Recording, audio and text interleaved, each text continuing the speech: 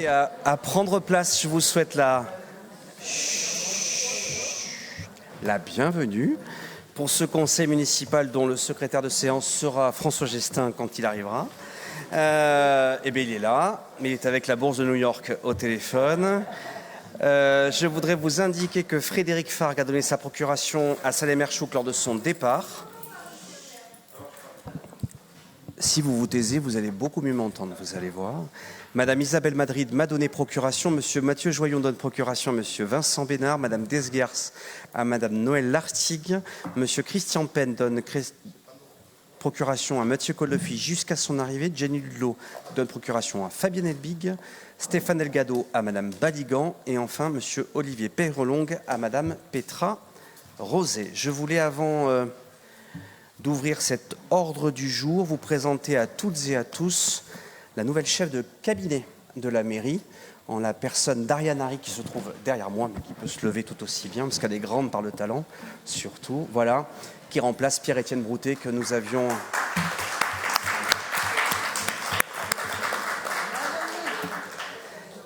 Vous le savez, qui suit actuellement une formation. On lui souhaite la bienvenue et beaucoup de courage dans ses fonctions simples que sont le cabinet. Monsieur le secrétaire.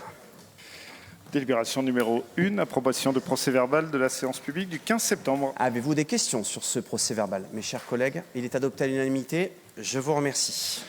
Délibération numéro 2, décision municipale, information du Conseil. Monsieur le maire. Avez-vous des questions sur ces décisions municipales? Madame Ramy. Oui.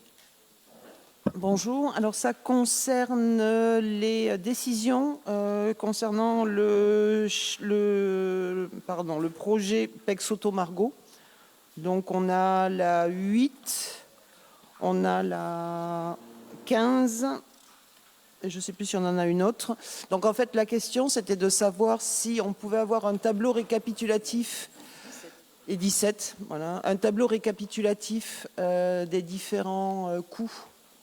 Mais tout compris, hein, les espaces verts aussi, parce que là on n'en a qu'une partie, si c'était possible de les avoir. Et la deuxième question, c'était vous aviez fait la demande aussi d'une demande de subvention pour les façades à la région, pour le Grand PEC-Soto, et savoir où vous en étiez au niveau de vos demandes de subvention.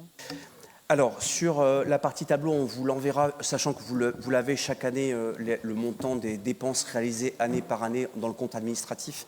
Dans les budgets 2025, vous avez le montant à date d'un projet qui a commencé depuis quelques années. Donc, on vous enverra un tableau à date, sachant qu'il peut y avoir encore évidemment quelques avenants sur ce projet-là et sur la subvention à la DRAC. Madame la première adjointe. Oui, on a une réponse positive qui était de l'ordre de 10% du montant des travaux et on l'a appelé. Alors, comme vient de l'indiquer Monsieur le maire, on est en train de faire le décompte définitif. Je crois que vous avez peut-être dans la décision concernant les travaux de façade un total. Aujourd'hui, on avait attribué les marchés de réparation des façades pour 2 958 000. Je suis aujourd'hui à un montant total de 3 075 000. Donc on a 3,95% d'avenants par rapport aux marchés qui ont été attribués pour l'ensemble des réparations des façades. Je parle hors guinguette, où on est là de l'ordre de 300 000 euros. Je vais vous faire un tableau complet. Et les jardins, c'est pareil. On est aujourd'hui sur des dépenses engagées de l'ordre de 3 508 000 euros TTC. Donc on est très loin des 9,9 millions qui étaient inscrits au budget. Enfin, on est aujourd'hui... Et je crois qu'on l'avait évoqué à l'époque, plutôt dans un suivi parfait, voire plutôt des sommes qui sont en deçà de ce qu'on avait inscrit dans le budget au départ. Mais je vais vous faire un tableau récapitulatif complet. On a eu 300 000 euros de la DRAC. Donc vous voyez, sur les 3 075 000, on est correct. Donc, voilà. On peut penser que ce sera, à mon avis, les seules aides que l'on aura sur le projet, puisque les travaux des jardins ne sont pas éligibles, peut-être un peu de règlement. La Fondation du patrimoine, on est en train de regarder avec la Fondation. Peut-être avec Bordeaux Métropole. On gratte partout, hein, on cherche. Le fonds vert, nous verrons tout cela avec le budget 2026. En tout cas, comme le disait Madame la première adjointe, on est aujourd'hui dans une enveloppe de travaux, on y voit un peu plus clair, qui devrait être en deçà du budget total de l'opération annoncée lors du budget 2025. Y avez-vous d'autres questions? Je n'en vois pas. Je vous remercie. Délibération numéro 3, délégation et représentant de conseil municipal, modification. Monsieur le maire. Alors, vous rappelez que le principal du collège Victor Louis a demandé à la ville de revoir les désignations des élus, en fait, puisque un certain nombre de points ont dû être éclaircis, notamment le fait que j'ai été désigné par Bordeaux Métropole, et donc il convient de procéder à la désignation d'un représentant titulaire et d'un représentant suppléant, sachant que nous en avions jusqu'à présent 2 titulaires et 2 suppléants. Eh bien, nous n'en aurons plus que, et c'est logique, hein, c'est l'application des textes, un titulaire, un suppléant. Je peux vous proposer, si vous le souhaitez, comme ça vous a été proposé, sachant que ça va jusqu'au terme du mandat, donc ça ne va pas prendre un grand élément, que Madame Brigitte Serrano-Usac soit toujours la désignée titulaire et de vous proposer le nom d'un suppléant à me proposer. Mais évidemment, je dois vous demander si vous êtes d'accord d'abord sur la procédure et dans le cas particulier de ne pas procéder à un vote au scrutin secret comme le prévoit l'article 2121-21 du CGCT. Madame Rami. Alors nous avions un suppléant à vous proposer, ce serait Monsieur Olivier Peyrelongue. Parfait. Monsieur Olivier Peyrelongue. Et est-ce que ça vous convient à tout le monde de ne pas voter sur cette liste? Donc Madame Brigitte Serrano-Usac et Monsieur Peyrelongue sont désignés par le conseil municipal à l'unanimité et je vous remercie. Délibération numéro 4, bourse Marc Labourdette, édition 2026. Monsieur le maire. Oui, vous savez que nous avions créé en 2021 une bourse en l'hommage de Marc qui avait commencé le mandat avec nous, mais qui nous a quittés dès les premières semaines. Donc il vous est proposé dans le cadre de cette délibération de reconduire une bourse donc Marc Labourdette en direction des entreprises et des start-up innovantes Talent 16 d'une dotation toujours de 5 000 € qui pourra accompagner toujours jusqu'à 5 entreprises. Pour rappel, les élus désignés au sein de cette instance sont moi-même, Monsieur Mathieu Coldefi, Madame Madrid, Madame Ludelot et Monsieur Peyrelongue. Cela convient-il à tout le monde? Eh bien, je vous remercie. Pardon. Oui, pardon, je n'avais pas vu. Pardon. Oui, juste, c'était au titre de Monsieur Olivier Peyrelongue qui voulait remercier le service d'Eveco. Il voulait dire qu'il avait fait un très beau travail sur ce projet de bourse. Eh bien, ces félicitations, qu'à ce jeune et les nôtres, lui seront transmises. Je vous remercie. Délibération numéro 5, convention de mutualisation de la fonction de délégué à la protection des données, DPO, entre la ville et le CCAS. Monsieur le maire. Alors, conformément aux dispositions du règlement UE 2016-679 du Parlement européen que vous connaissez tous et du Conseil du 27 avril 2016 relative à la protection des personnes physiques à l'égard du traitement des données du caractère personnel à la libre circulation de ces données, le CCS comme la commune doivent se doter d'un délégué à la protection des données, dans un très bon français, le Data Protection Officer. Cette fonction peut être mutualisée entre plusieurs collectivités et établissements publics. Vous le savez, la ville dispose d'un agent au sein du service juridique, de tout temps à jamais d'ailleurs, chargé de ces missions. Et donc, au regard de la technicité de la mission, le CCS et la ville souhaitent mutualiser cette fonction par l'intermédiaire d'une convention. Et cette mutualisation se fera à titre gratuit avec cet agent, donc mis à disposition par la ville. Donc, avant, le DPO était mis à disposition du CCS, et donc cette situation a pris fin. Donc, aujourd'hui, la mutualisation semble être l'outil juridique le plus adapté.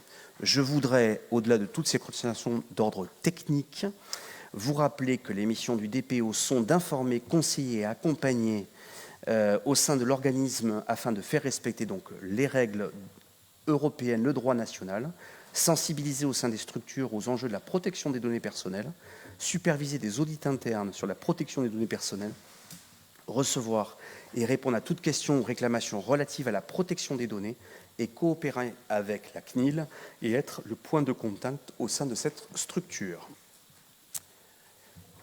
Avez-vous des questions? Des observations? Est-ce que tout ça vous convient? Oui. La délibération est adoptée à l'unanimité. Je vous en remercie. Délibération numéro 6, rapport d'activité du syndicat départemental énergie et environnement de la Gironde, de son petit nom le SDEG, année 2024. Monsieur le maire. Au sein de cet excellent rapport, on a déjà parlé du SDEG lors de notre précédent conseil, de rappeler au terme de l'année 2024, même si cette année est un petit peu loin maintenant, que le SDEG, c'est 367 communes, 401 collectivités pour l'éclairage public, 181 communes pour le gaz, 95 pour la fonction de l'urbanisme, 182 pour le juridique et le foncier, etc., etc. Ce sont des dépenses de fonctionnement établies aux alentours de 17 millions et surtout près de 50 millions d'euros investis pour les 79 agents qui composent ce syndicat avec une parité remarquable de 41 femmes et 38 hommes, une quasi-parité. Voilà, donc c'est un outil dont on parle très souvent. Vous avez donc, il n'y a pas de vote. Il est proposé donc au conseil municipal de prendre acte de ce rapport d'activité. Pas de questions, pas de remarques. Tout le monde prend acte, alors c'est parfait. Délibération numéro 7, rapport annuel d'activité de Bordeaux Métropole année 2024. Monsieur le maire et peut-être les élus métropolitains. Oui, je vais vous proposer, comme chaque année, de pouvoir nous faire état des différentes de vos contributions. Et je vais donc donner la parole par ordre alphabétique à Madame Simone Bonneron.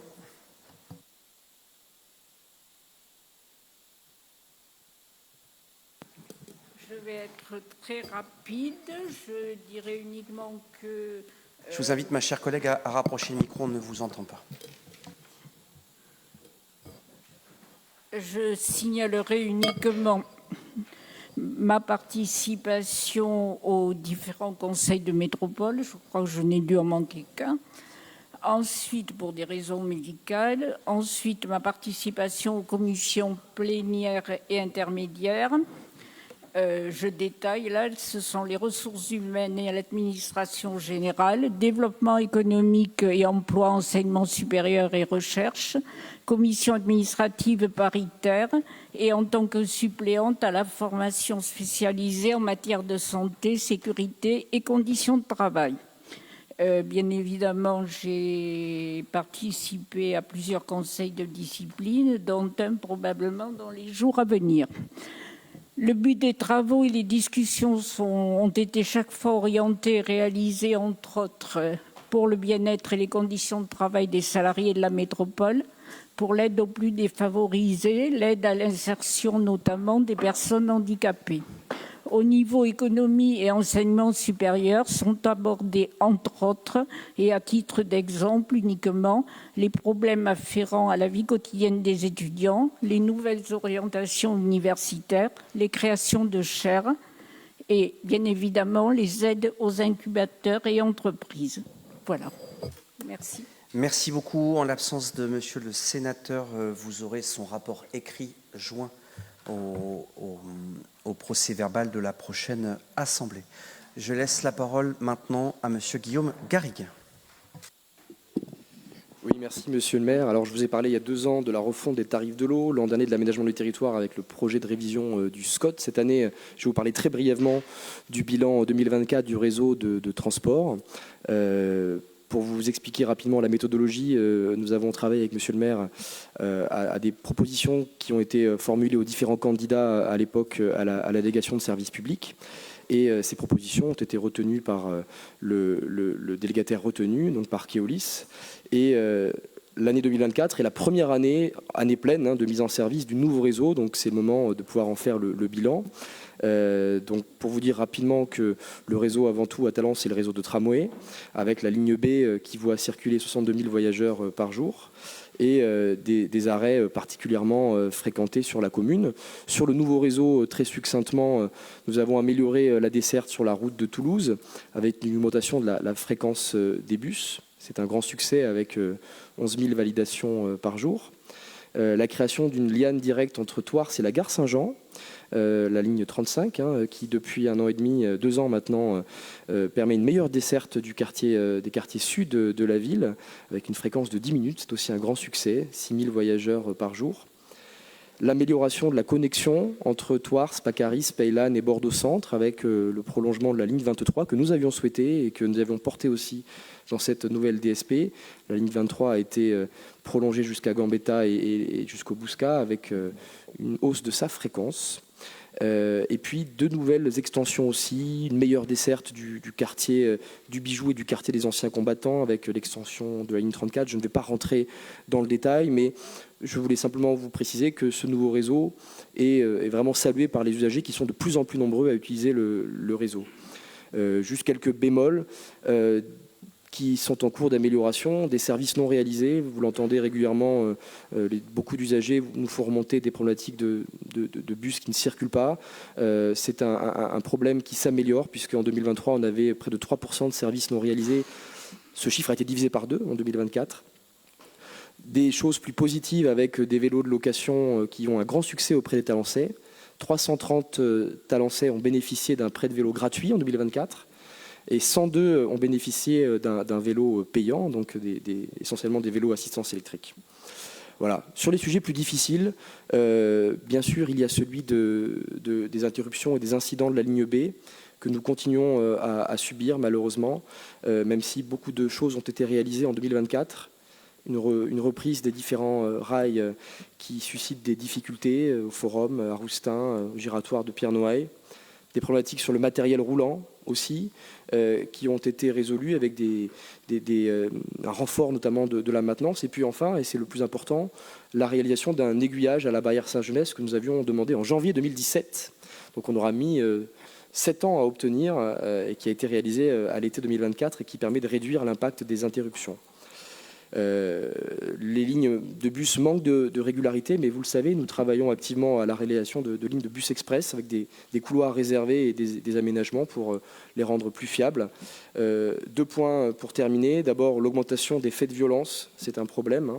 On a eu 503 faits de violence sur le réseau l'an dernier, c'est plus 36%. Sur Talence, on recense notamment 7 faits de violence à l'égard d'agents du réseau TBM, ce qui est un vrai problème, avec notamment des problématiques sur la liane 8. Et donc ça, la convention que l'on a tissée entre la police municipale de la ville et l'opérateur du réseau TBM est un levier pour parvenir à contribuer à atténuer cette problématique. Juste pour terminer maintenant, quelques points saillants pour décembre. On va avoir quelques modifications. Je me tourne d'abord vers Sophie Rondeau et vers Isabelle Baligan qui m'ont soulevé des problématiques sur la liane 4 et je veux vous rassurer, en décembre, la liane 4 sera rescindée de la ligne 1 et sera prolongée jusqu'à Mériadec avec une correspondance maintenant sur le même quai pour permettre aux usagers du quartier nord de rejoindre plus facilement les Quinconces et le nord de Bordeaux, même si la ligne n'ira pas jusqu'au Quinconces. La correspondance sera simplifiée.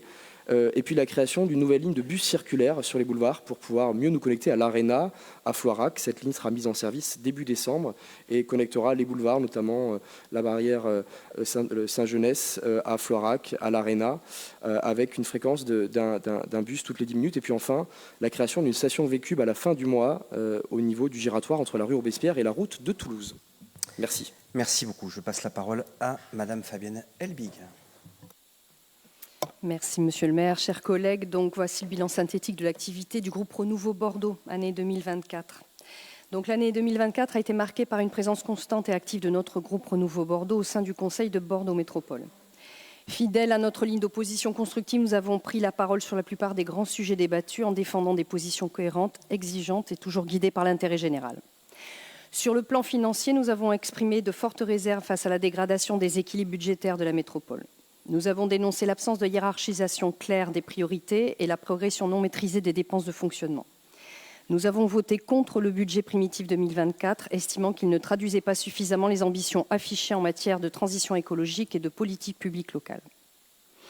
En matière d'urbanisme et de logement, nous avons plaidé pour une révision rapide et ambitieuse du PLU 3.1 afin de concilier densification et qualité de vie, tout en réinterrogeant les blocages réglementaires qui freinent la construction. Nous nous sommes également opposés à plusieurs opérations jugées incohérentes ou non prioritaires, comme l'acquisition de l'île d'Arcin, considérée comme prématurée et financièrement risquée, et la requalification des allées de Tourny, dont le coût et le calendrier apparaissent déconnectés du contexte budgétaire contraint. Nous avons défendu une planification urbaine plus sobre, plus cohérente et mieux concertée à l'échelle de la métropole. Concernant la transition écologique et énergétique, nous avons soutenu les dispositifs concrets, rénovation énergétique, plan résilience, gestion de l'eau, mais nous avons régulièrement appelé à une mise en œuvre plus rigoureuse et à des moyens budgétaires mieux calibrés. Lors du débat sur les zones d'accélération des énergies renouvelables, nous avons souligné le manque de cohérence entre les ambitions climatiques et les réalités territoriales, appelant à une méthode plus concertée et pragmatique. À l'inverse, nous avons soutenu les démarches pragmatiques de modernisation et d'adaptation comme la rénovation de l'éclairage public ou le plan métropole rafraîchissante qui traduisent une approche concrète de la transition écologique à l'échelle locale. Sur les questions sociales et de ressources humaines, nous avons consacré une intervention approfondie au rapport social unique 2023, alertant sur les déséquilibres entre catégories d'agents, les risques psychosociaux et les conditions de travail. Nous avons également salué les avancées en matière de santé des femmes en votant pour l'expérimentation relative aux menstruations au travail, symbolique d'une politique plus égalitaire et respectueuse de la santé au travail. Nous avons été particulièrement attentifs à la gouvernance métropolitaine, défendant la transparence, la clarté des décisions et la cohérence des politiques intercommunales. Dans nos interventions sur la mutualisation ou sur la régie de l'eau, nous avons appelé à un partage plus équilibré des compétences entre la métropole et les communes et à une évaluation rigoureuse des dispositifs existants. Enfin, concernant les grands équipements métropolitains, nous avons rappelé la nécessité d'une gestion responsable de l'argent public. Nous avons exprimé nos inquiétudes face au projet de reprise en régie du stade Bordeaux-Atlantique, engagé sans plan d'action concret ni stratégie de redressement durable. Nous avons souligné les risques financiers et opérationnels d'une telle décision dans un contexte déjà fragilisé par les modèles économiques du stade. Je siège pour information à 2 commissions, la commission ressources humaines et la commission logement. Je vous remercie. Merci beaucoup. Madame Ramy. Oui, alors je vais faire un focus sur le plan vélo et le plan marche, les avancées. J'ai déjà expliqué ce que je faisais aussi à la métropole sur d'autres commissions ou ailleurs. Donc je vais rester focus sur les mobilités. Ça va peut-être et sûrement compléter ce qu'a proposé Guillaume en termes de mobilité. Alors, on y va.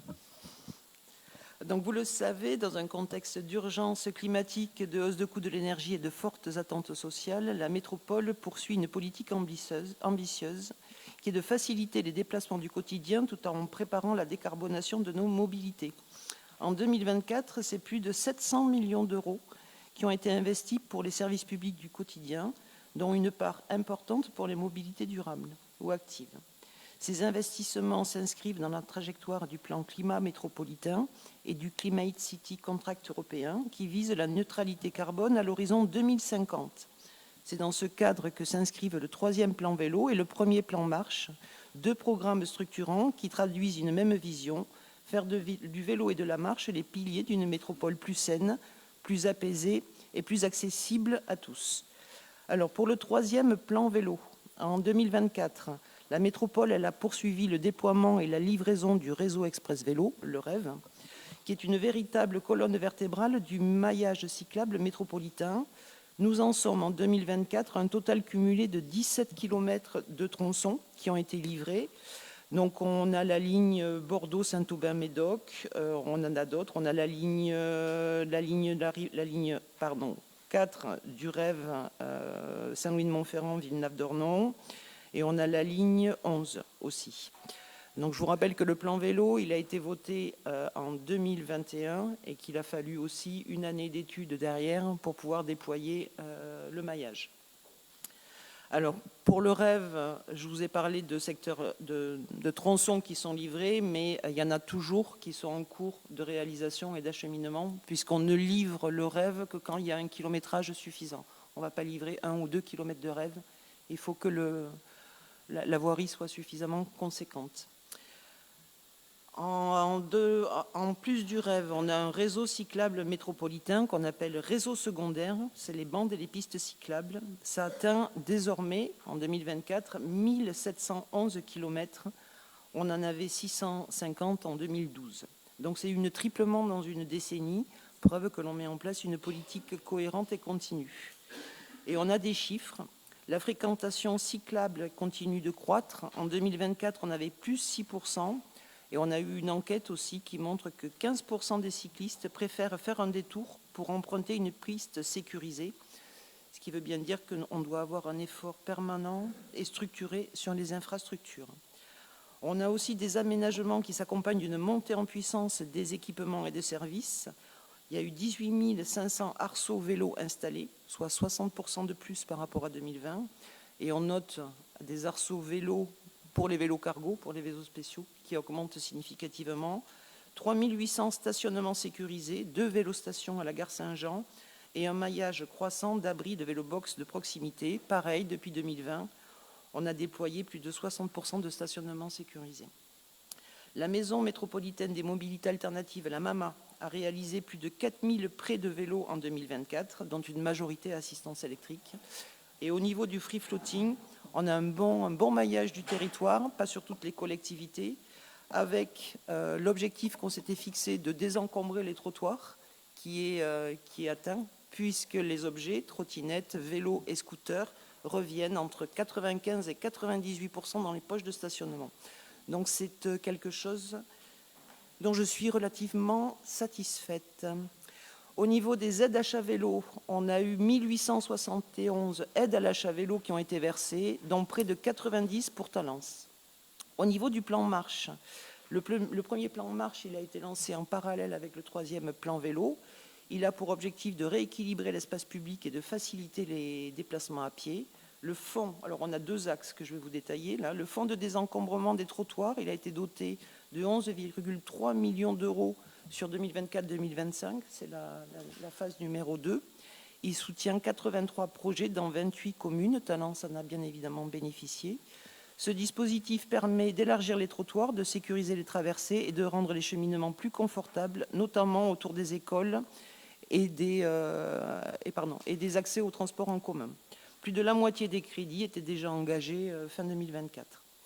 Ce plan soutient aussi la démarche d'écomobilité scolaire. On a sur la métropole 408 établissements concernés et un petit peu plus de 73 000 élèves.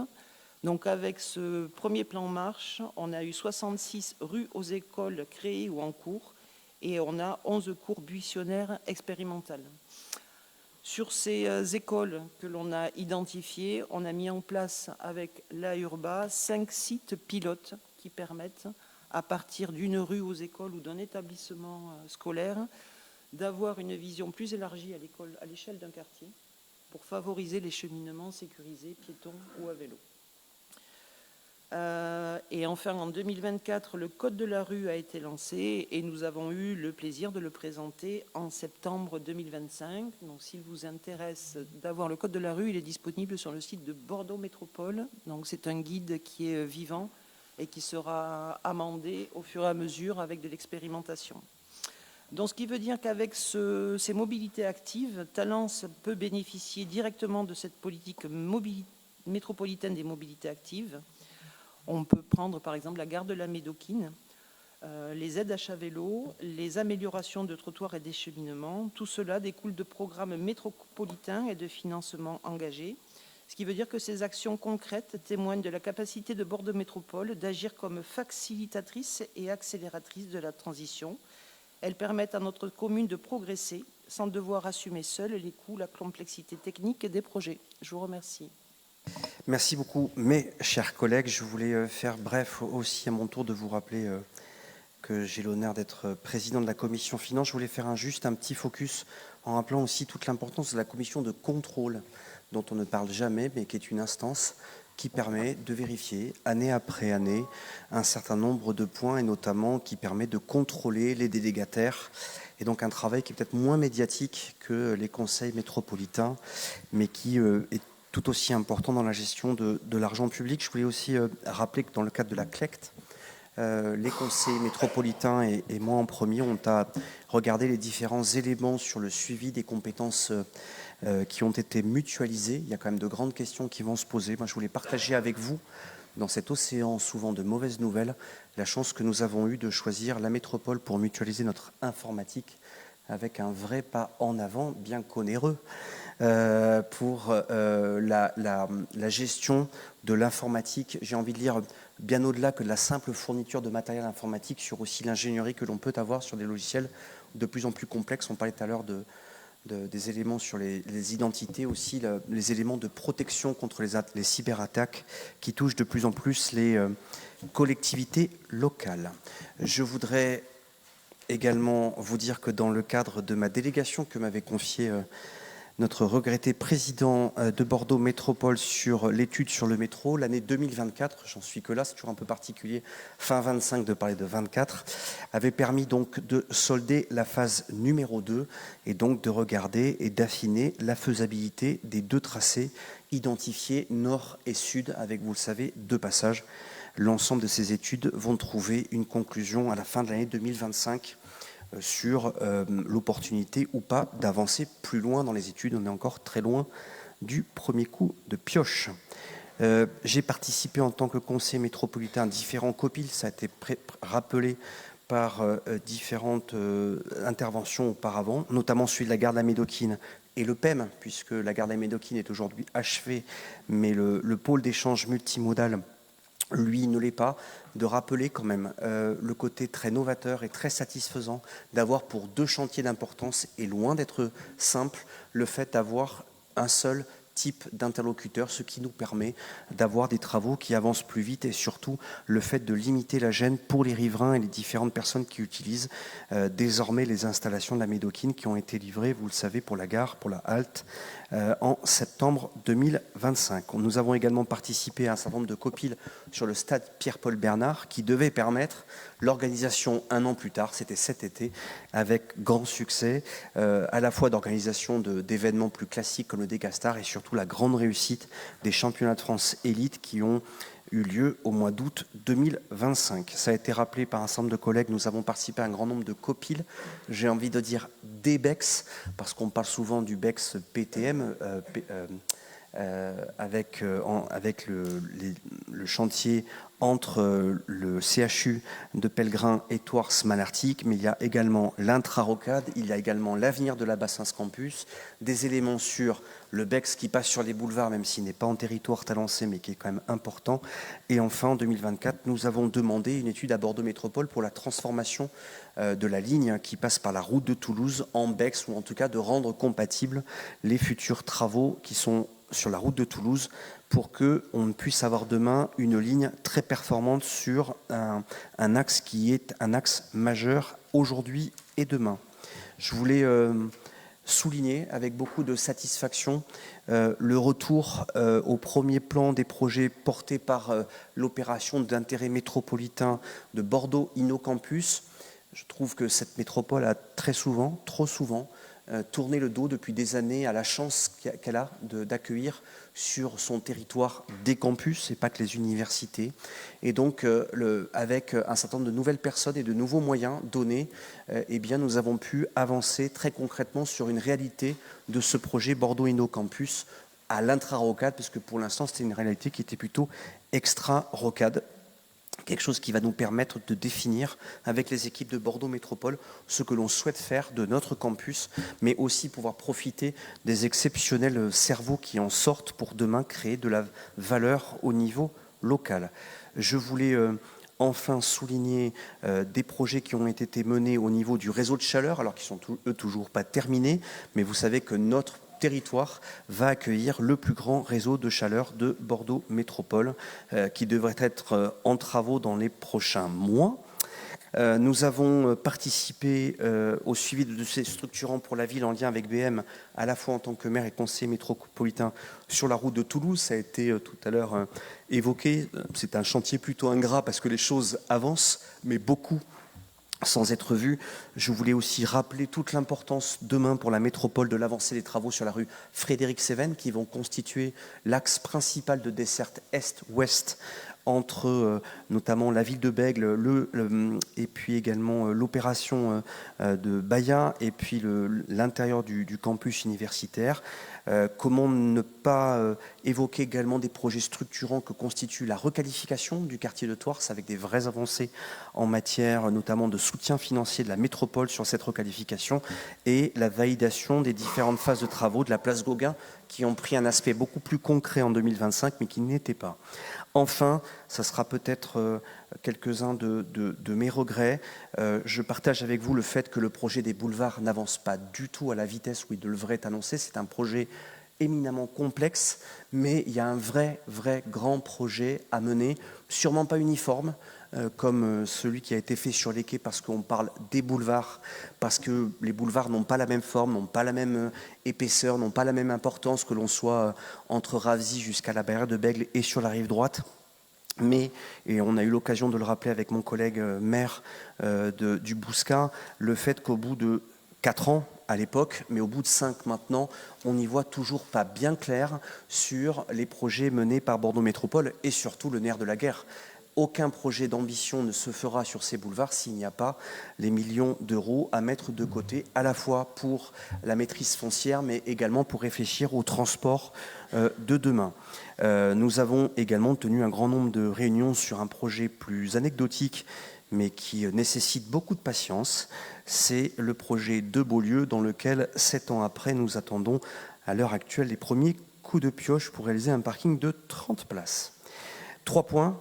Je vais dans le sens de ce qu'a indiqué notamment ma collègue Fabienne Elbig, de grandes inquiétudes sur les finances de Bordeaux Métropole, avec un vote contre de notre groupe sur les différents actes budgétaires de la métropole, pas contre parce que il faudrait voter contre parce qu'on est en opposition, mais de vraies inquiétudes partagées et qui ne sont évidemment pas dues qu'à la simple métropole, mais sur la santé financière de cette métropole qui affichera normalement à la fin du mandat un endettement d'1 milliard d'euros supérieur en l'espace simplement de 6 ans.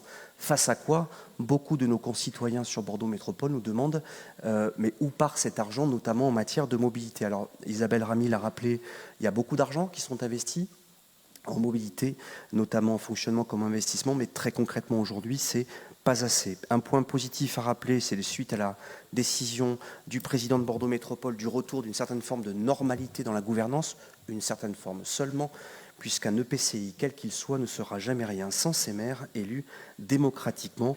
Et donc l'occasion de pouvoir partager ensemble, parce qu'on a tous le métier de maire à 28, le fait de partager ensemble des dossiers compliqués, notamment sur la ZFE, sur tout un tas de choses sur lesquelles on aurait bien tort de se passer des maires qui n'auraient pas forcément la même étiquette que la majorité métropolitaine.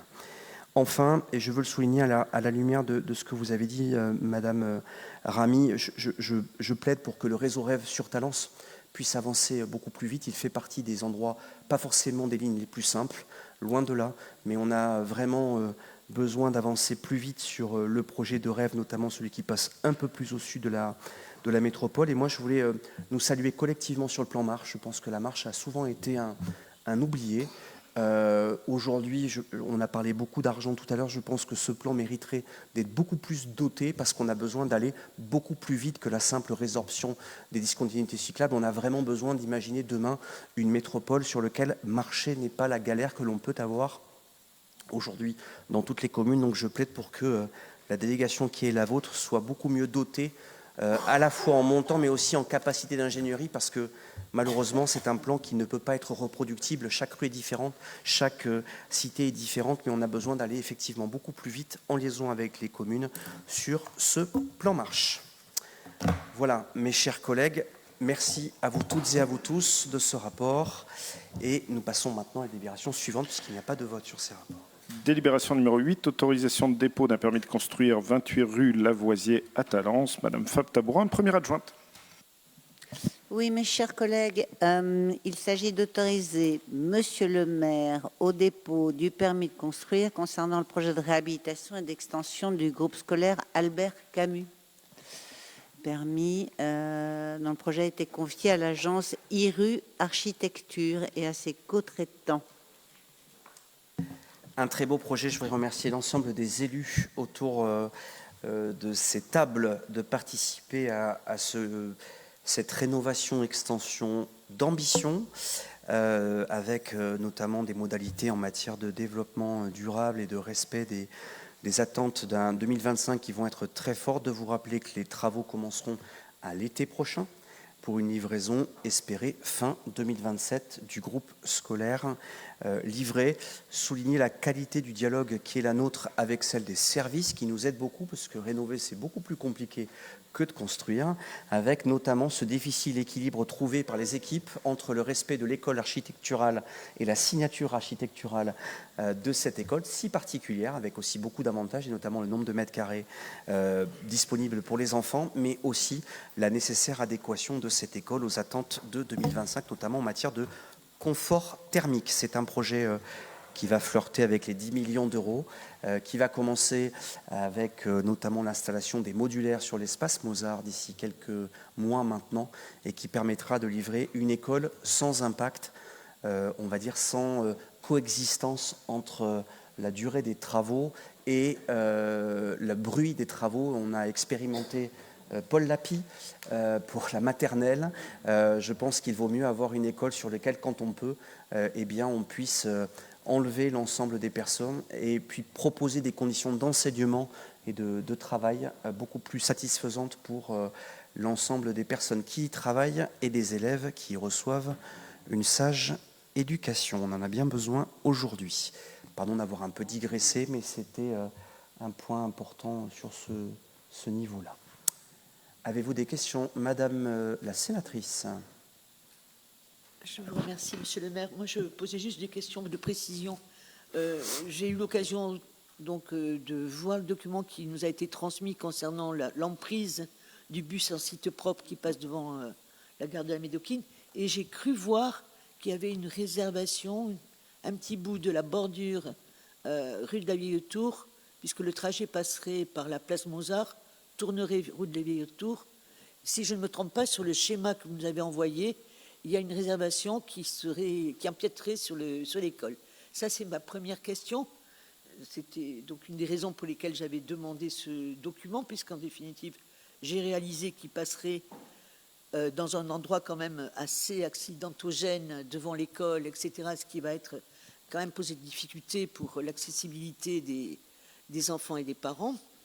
Et après, j'ai eu l'occasion de visiter quelques écoles sur Bordeaux, dans le cadre de ma vice-présidence en charge de l'éducation, et sur des rénovations. Et donc, je m'interrogeais, parce que sur le document que vous nous avez donné, vous parlez d'aménagement d'espaces extérieurs végétalisés et adaptés à une ouverture hors temps scolaire.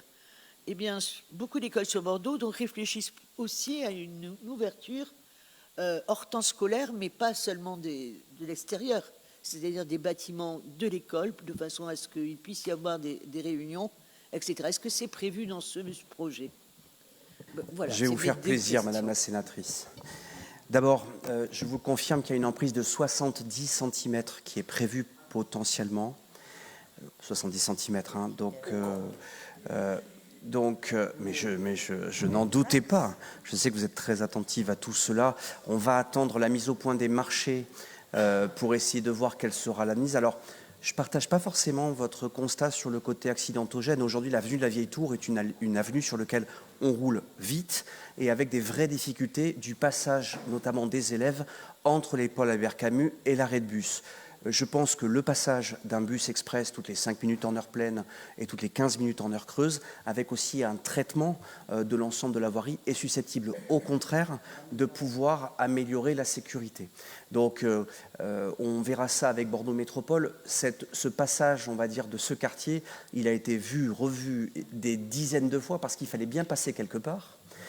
Entre Diderot, du Bernat, à Moitié, on a tout fait et finalement, aujourd'hui, la solution qui présentait le plus d'avantages, c'est ce passage-là, en sachant que sur la rue du Bernat, qui n'est pas concernée par le passage, on pourra aménager également des pistes cyclables pour mener à la gare de la Médocine, puisque vous savez qu'en même temps que le bus, il faut créer des itinéraires cyclables. Donc, on pense qu'on peut trouver vraiment un sentiment beaucoup plus de sécurité. Et je pense qu'on aura une situation qui est bien meilleure que celle que l'on trouve aujourd'hui. Et dans ce projet, je vous le confirme, que comme Bordeaux, mais j'ai envie de dire avant Bordeaux, nous avions prévu, je vous dis juste avant Bordeaux, c'est comme ça, c'est pas grave. Et il est jamais mauvais de s'inspirer. Je vais vous dire quelque chose. Nous étions allés dans une école à Bruges, ce qui devrait vous faire plaisir, pour regarder notamment qu'est-ce qui se faisait, qu'est-ce qu'on trouvait comme chose intéressante en matière de matériaux. Nous ne sommes pas sectaires. Nous avons effectivement prévu l'implantation et une possibilité effectivement d'ouvrir cette école. En revanche, moi, je veux attirer votre attention, et je pense que vous la partagerez avec nous, d'un certain nombre de réserves de la communauté éducative en France, qui nous dit souvent, on avait eu le cas sur Paul Lapie, parce que c'était posé la question sur Paul Lapie, et on a encore aujourd'hui à faire montre la démonstration que finalement les écoles, un peu comme dans les pays nordiques, peuvent être aussi des lieux de vie pendant les temps sur lesquels l'école n'est pas utilisée. Néanmoins, eh bien, il faut qu'on soit capable de pouvoir le faire. Et donc, je vous confirme par rapport à votre question, c'est que oui, cette école le comprend. Elle comprend même une salle qui sera réservée à l'ouverture pour que des associations puissent s'en servir en étant tout à fait sécurisées, c'est-à-dire une salle indépendante du reste de l'école. Y a-t-il d'autres questions? Je n'en vois pas. Quels sont vos votes, s'il vous plaît? Pour, à l'unanimité? Je vous remercie. Délibération numéro 9, mandat spécial de Monsieur le maire, remboursement des frais liés à la participation au congrès des maires 2025, votre serviteur. Tout est dit dans le titre, c'est la délibération habituelle maintenant que nous prenons tous les ans pour permettre le remboursement de ces frais. Monsieur le sénateur n'est pas là, mais dans un contexte de simplification de l'action des maires, vous signalez que je ne participerai pas au vote sur le remboursement des maires pour aller au congrès des maires. Voilà, donc c'est assez baroque, mais voilà. Donc j'espère que vous m'autoriserez à aller au congrès des maires. Voilà. Madame la sénatrice. Je vous remercie, monsieur.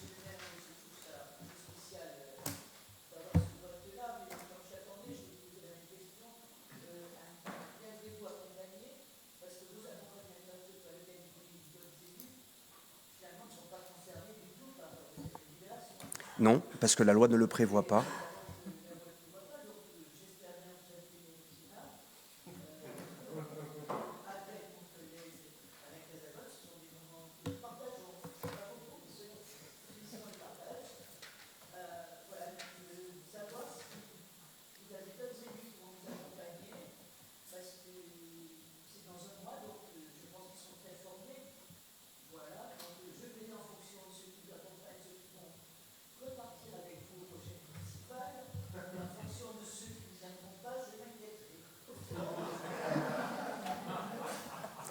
Je me suis dit au début de cette délibération que va-t-elle trouver pour ne pas parler du sujet dont il est question?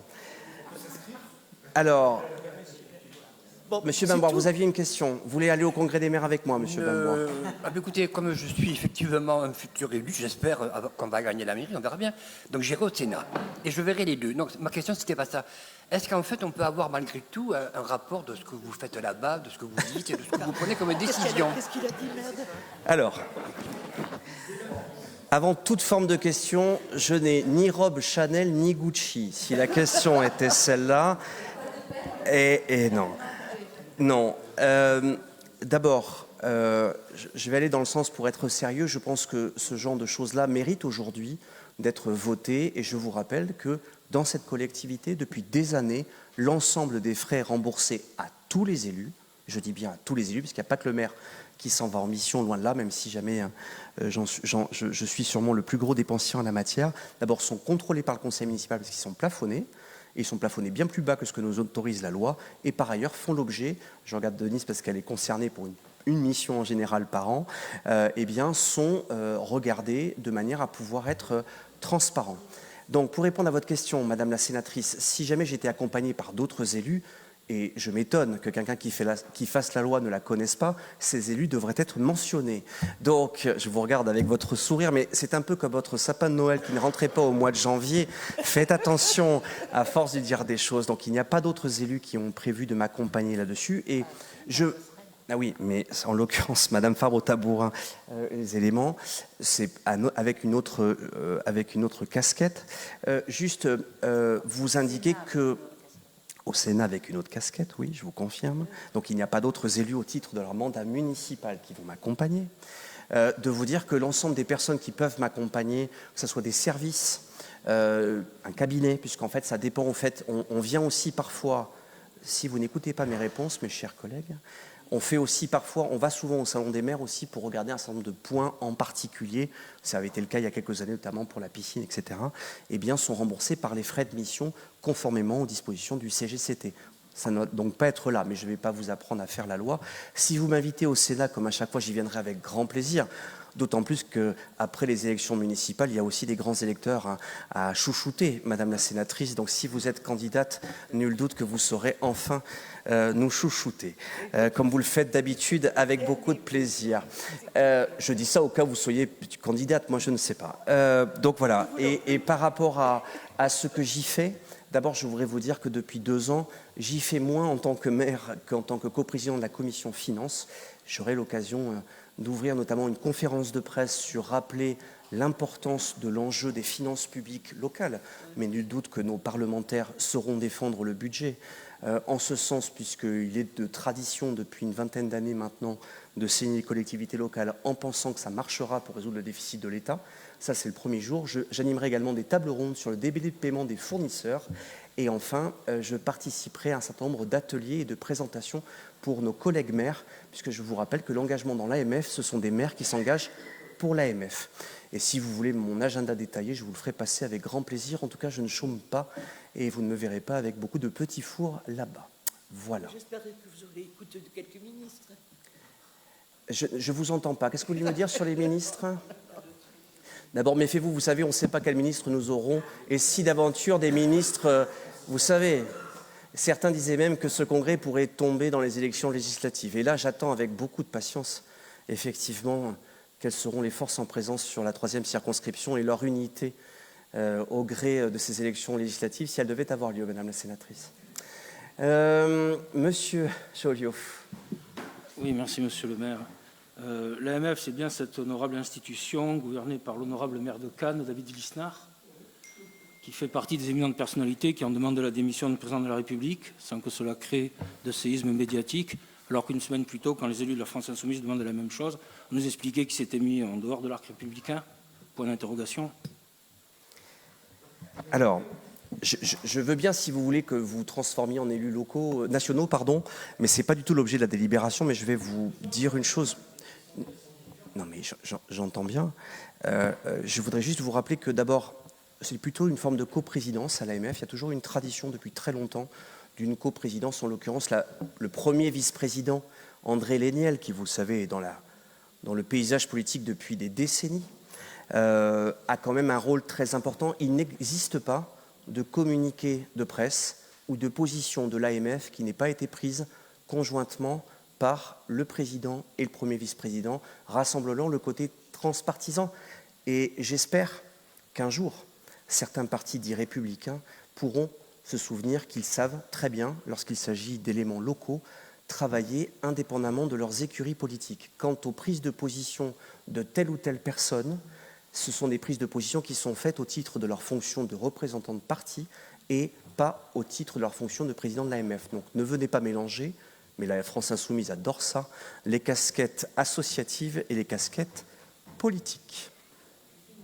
Mais je vous le réponds, ce n'est pas le président de l'AMF qui a demandé la démission du président de la République, c'est le président de Nouvelle Énergie. C'est pas tout à fait pareil. Voilà. Alors, vos votes, s'il vous plaît. Pour. Et moi, je ne vote pas, mais donc allez-y.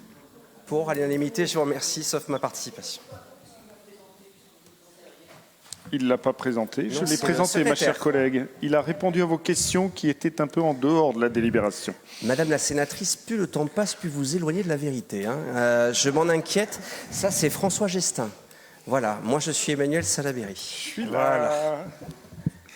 Délibération numéro 10, avenant à la convention de partenariat entre la ville de Talence et l'Opéra national de Bordeaux. Vincent Bénard, adjoint à la culture. Monsieur le maire, mes chers collègues, donc je voudrais revenir un petit peu sur la genèse de ce partenariat avec l'ONB.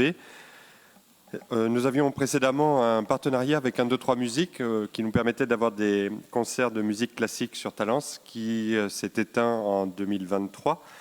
Et grâce à Isabelle Madrid, que je salue, qui est malheureusement pas là ce soir, mais que je salue, nous avons pu donc nouer un partenariat avec l'ONB. Et donc il s'agit ici de reconduire ce partenariat. Donc vous avez vu, il y a une programmation qui est intéressante. D'ailleurs, j'en profite pour remercier l'église de Talence qui nous a permis d'avoir un très très beau concert il y a quelque temps à la chapelle de la Sainte Famille.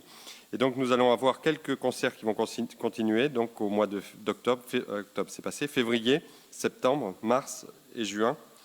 Et nous avons aussi donc la possibilité d'avoir des conférences au niveau de la médiathèque, voilà, qui sont des conférences gratuites. Voilà, donc il s'agit d'autoriser Monsieur le maire de reconduire cette convention. Avez-vous des questions, mes chers collègues? Je n'en vois pas. Êtes-vous favorables tous à cette délibération? Je vous remercie. Délibération numéro 11, annexe mise à jour à la Convention globale culture entre l'éducation nationale et la ville dans le cadre du PEAC, Plan d'éducation artistique et culturelle, Convention cadre 2023-2026. Monsieur Bénard. Merci.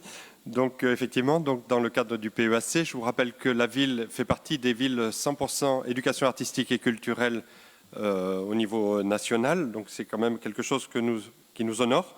Et donc, nous avons ici la possibilité de signer un avenant avec la direction départementale des services de l'éducation nationale pour donc des parcours d'éducation artistique et culturelle qui permettent des rencontres avec des artistes et des œuvres, des pratiques individuelles et collectives dans les différents domaines artistiques et d'ajouter des connaissances au niveau pour nos élèves.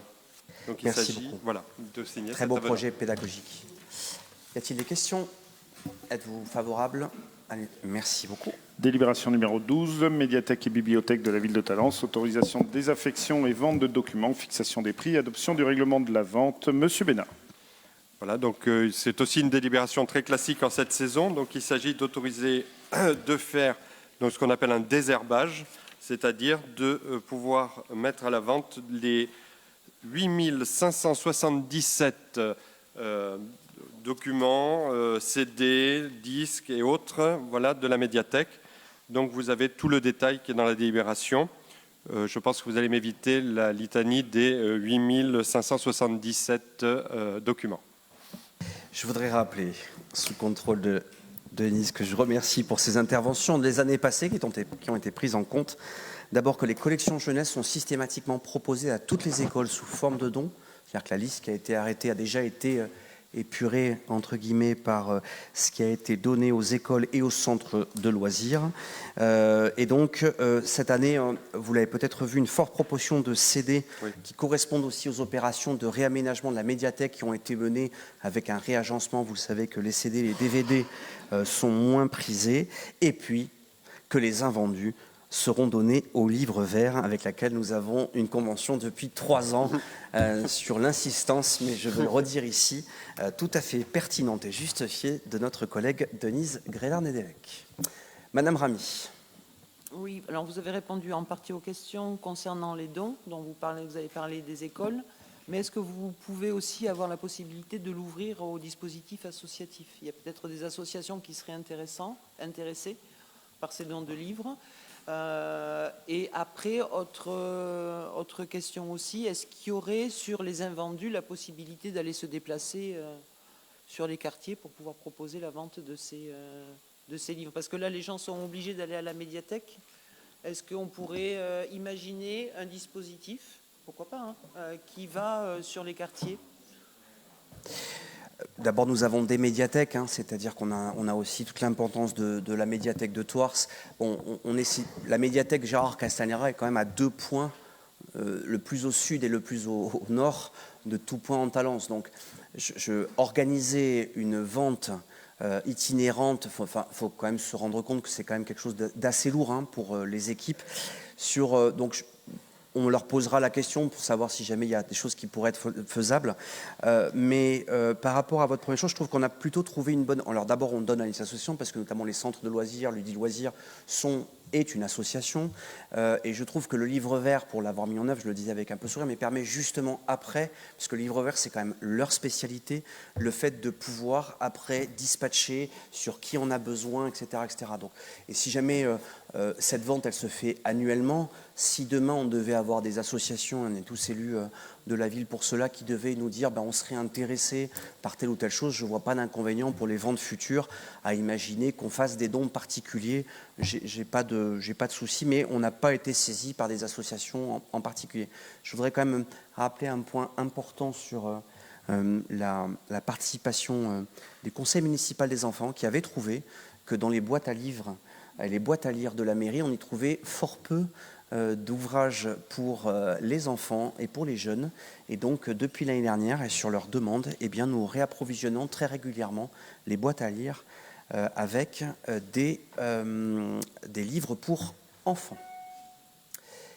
Y a-t-il d'autres questions? Je n'en vois pas. Adoptez-vous cette délibération? Elle est adoptée, je vous remercie. Délibération numéro 13, Seine Partenaire, signature d'un tableau budgétaire et d'un avenant à la convention cadre de coopération publique avec l'IDAC 2024-2027. Monsieur Bénard. Merci. Donc encore une convention qui est habituelle dans cette période. Il s'agit là de reconduire sous forme d'avenant donc la convention qu'on a signée en 2023 avec l'IDAC. Vous avez une convention d'objectifs qui est commune avec l'IDAC et vous avez aussi donc le cadre de soutien, le cadre du financier.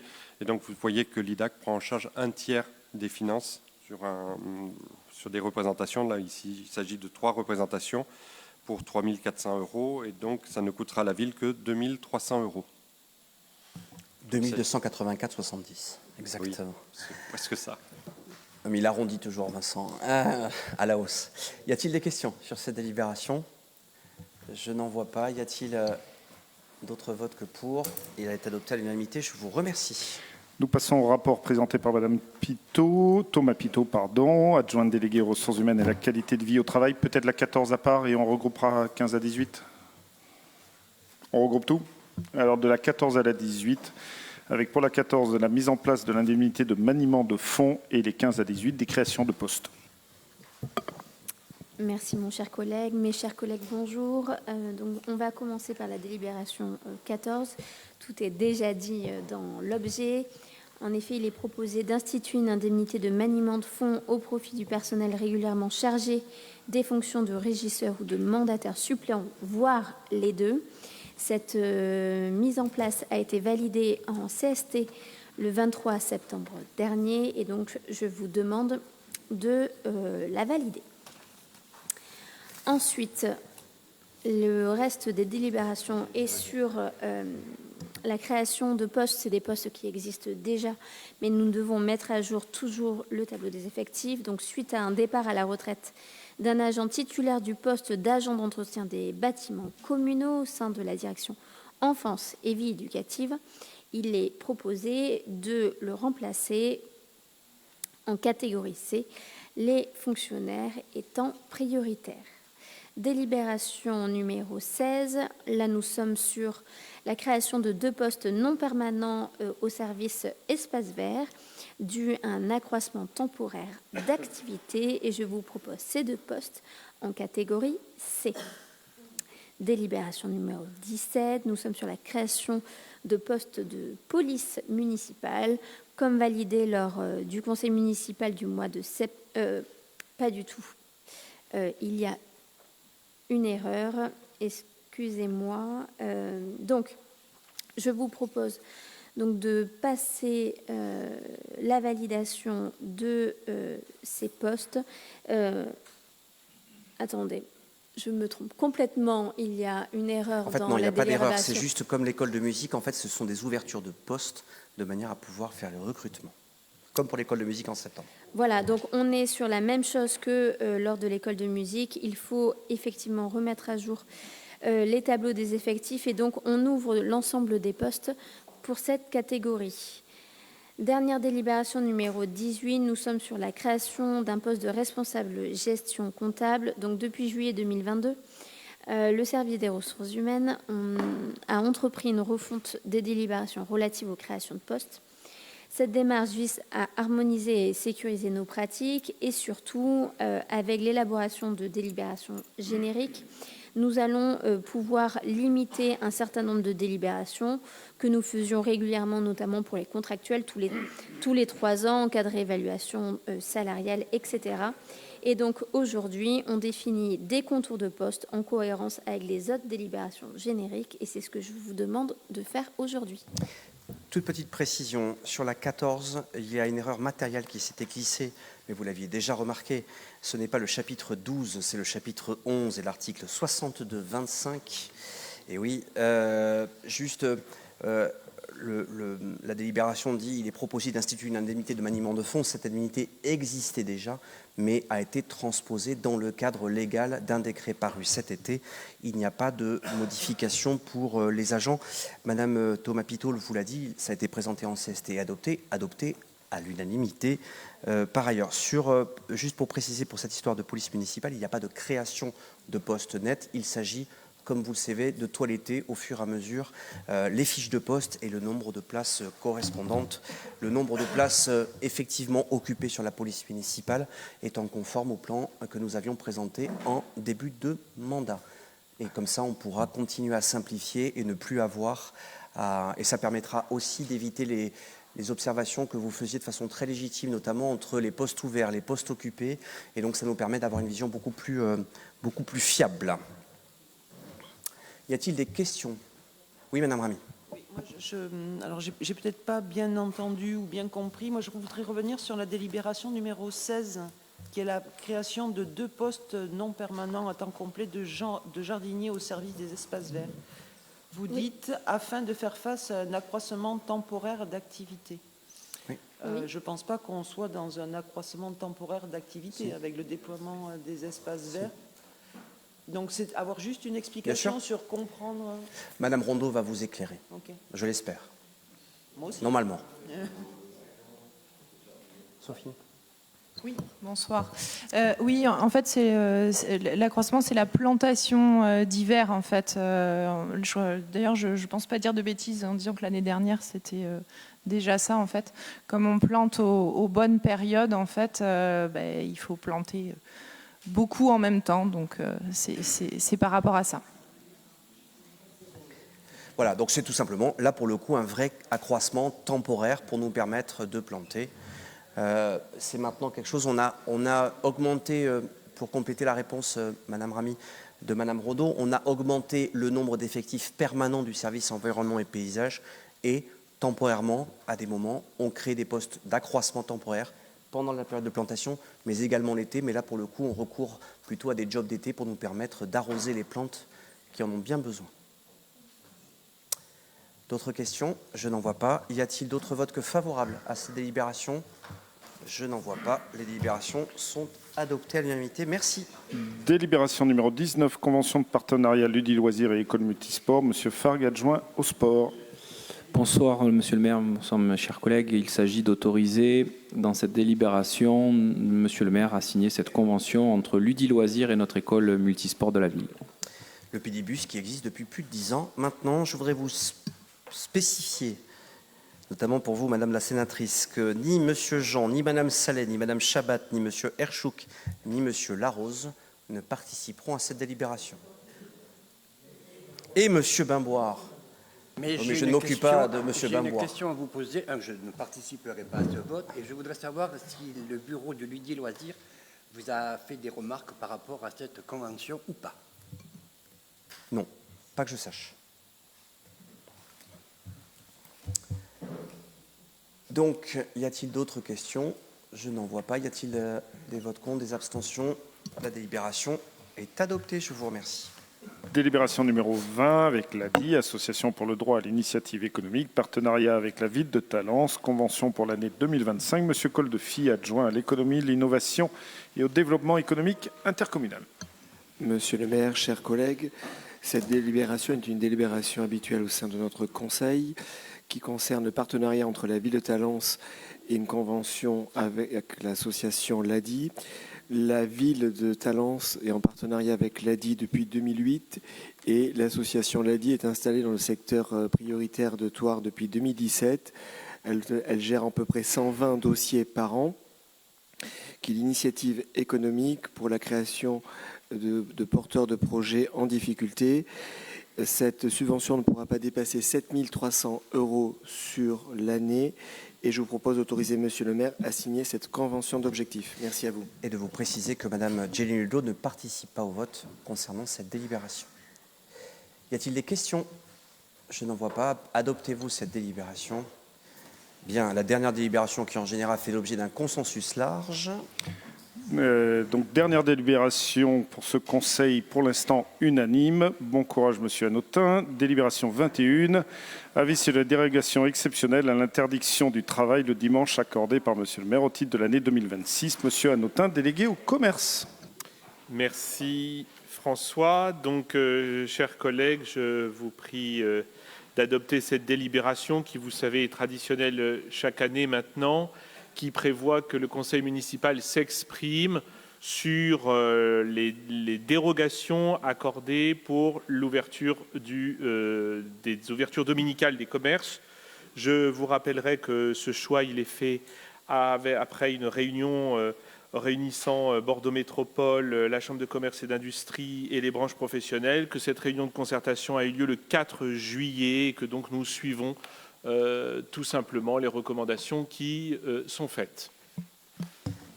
Merci, mon cher collègue. Y a-t-il des demandes de prise de parole? Eh bien, non. Quels sont les votes? Pardon?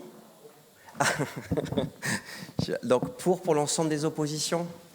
Non, je m'abstiens. Madame Kellier s'abstient. Et donc, les autres... Très bien. Alors, donc, on a 2 abstentions. Alors, attendez. Donc, on va le refaire. Donc, Monsieur Joliot, que souhaitez-vous voter? Comme il s'agit d'un vote en bloc, je voterai contre à cause du caractère ultra-commercial du Black Friday que je trouve totalement exagéré et pour lequel je n'apprécie aucune complaisance, quelle qu'elle soit. Très bien. Donc, vous votez contre. Madame Rosé s'abstient. Madame Kellier s'abstient. Et donc, les autres des conseillers municipaux votent contre de l'opposition. Et pour l'ensemble des autres, c'est pour. Eh bien, écoutez, après ce conseil harmonieux, je vais vous donner rendez-vous pour l'avant-dernier conseil de 2025 qui devrait se tenir le lundi 24 novembre. Lundi 24 novembre 2025 à 18 h. Je vous remercie. La séance est levée.